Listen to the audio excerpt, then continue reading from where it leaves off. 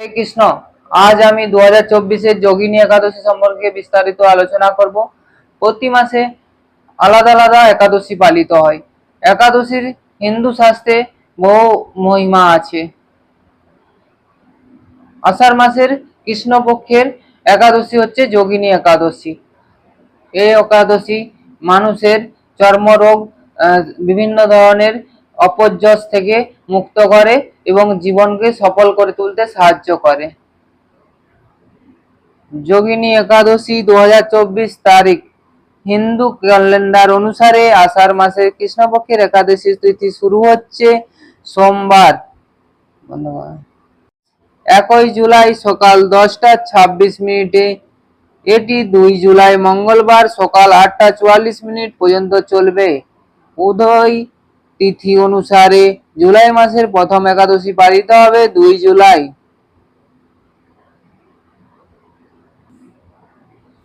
এই বছরের যোগিনী একাদশীতে শুভ যোগ তৈরি হতে চলেছে। এই দিনে ত্রিপুষ্কর যোগ এবং সব্বার্থ সিদ্ধি যোগ গঠিত হবে। সব্বার্থ সিদ্ধি যোগ 2 জুলাই সকাল 5:27 থেকে পরের দিন সকাল ভোর 4:40 পর্যন্ত।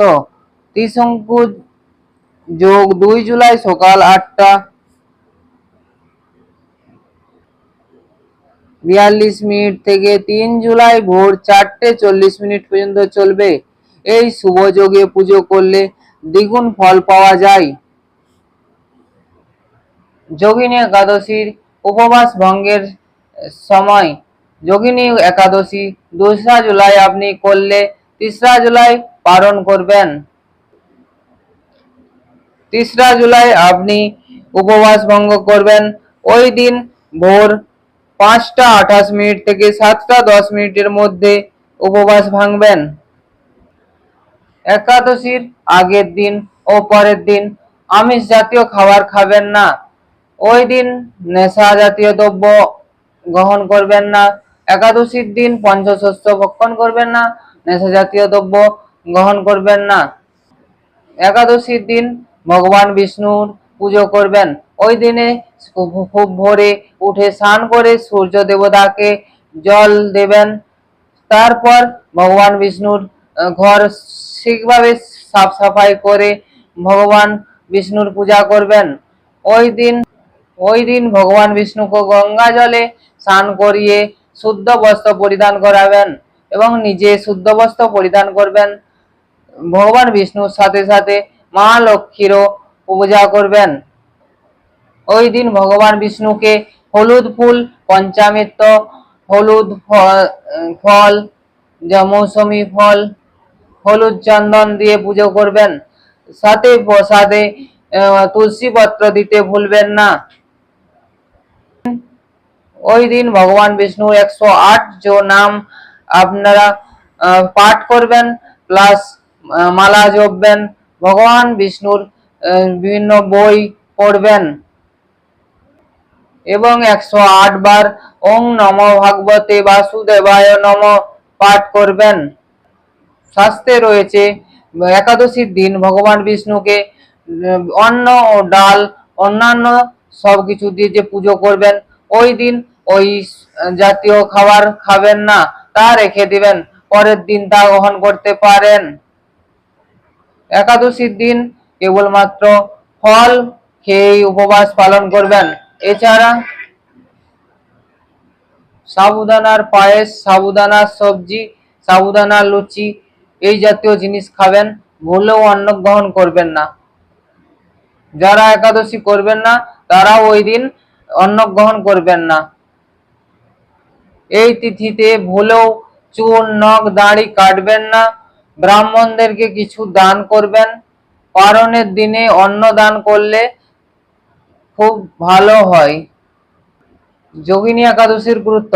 যোগিনী একাদশীর দিনে ভগবান বিষ্ণুর আরাধনা ও উপবাস করলে ব্যক্তি মৃত্যুর পর স্বর্গ লাভ করে এবং ব্যক্তি বৈকুণ্ঠ লোকে যাওয়ার সৌভাগ্য লাভ করেন। এই ব্রতের প্রভাবে মানুষ জীবন মৃত্যুর চক্র থেকে মুক্তি পায়। করলে যে কেবল মাত্র নিজের জীবনে সদ্গতি হয় তা নয়, ব্যক্তির পিতামাতার নিজ কর্মদোষে নরকগামী হলে তবে সেই পুত্রই পিতামাতাকে নরকের হাত থেকে উদ্ধার করতে পারবে। এই একাদশীর মাহাত্ম্য ভগবান শ্রীকৃষ্ণ যুধিষ্ঠির মহারাজকে শুনিয়েছিলেন। এক ধনকুবেরের মালি ছিলেন হেমমালি।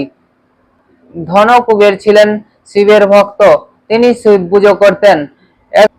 হেমমালি ফুল তুলে এনে কুবের রাজাকে দিতেন, তিনি পুজো করতেন। একদিন হেমমালি ফুল আনতে বিলম্ব করলে তখন ধনকুবের তার প্রহরীকে পাঠায়। তখন তার প্রহরীরা দেখে যে হেমমালি তার স্ত্রীর সাথে অন্তরঙ্গে ব্যস্ত, তাই তিনি হেমমালিকে বলিয়ে ডেকে পাঠালেন। তাকে তিনি হেমমালিকে অভিশাপ দিলেন যে তিনি কুষ্ঠ রোগে আক্রান্ত হবেন। এইভাবে হেমমালি বছরের পর বছর কুষ্ঠ রোগে আক্রান্ত হয়, তার জ্বালা যন্ত্রণা ভোগ করতে থাকেন। এইভাবে তিনি কিছুকাল পর এক মার্কেন্ড মুনির আশ্রমে যান। সেখানে মার্কেন্ড মুনি তার অবস্থার কথা জানতে চাইলে হেমমালি তাকে সমস্ত কিছু বলেন এবং তিনি হেমমালিকে এই যোগিনী একাদশীর ব্রত পালন করার জন্য উপদেশ দেন। এই যোগিনী একাদশী উপবাস পালন করার জন্য হেমমালির কুষ্ঠরোগ সব ঠিক হয়ে যায় এবং স্ত্রীর সাথে সুসম্পর্ক বজায় রেখে বসবাস করেন। এই ব্রত পালন করলে ৮৮,০০০ ব্রাহ্মণকে ভোজন করানোর ফল পান।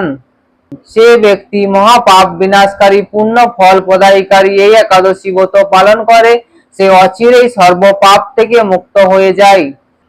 সবাইকে অনুরোধ করছি যে সবাই এই যোগিনী একাদশী ব্রত পালন করবেন এবং সবাই সুস্থ থাকবেন, ভালো থাকবেন।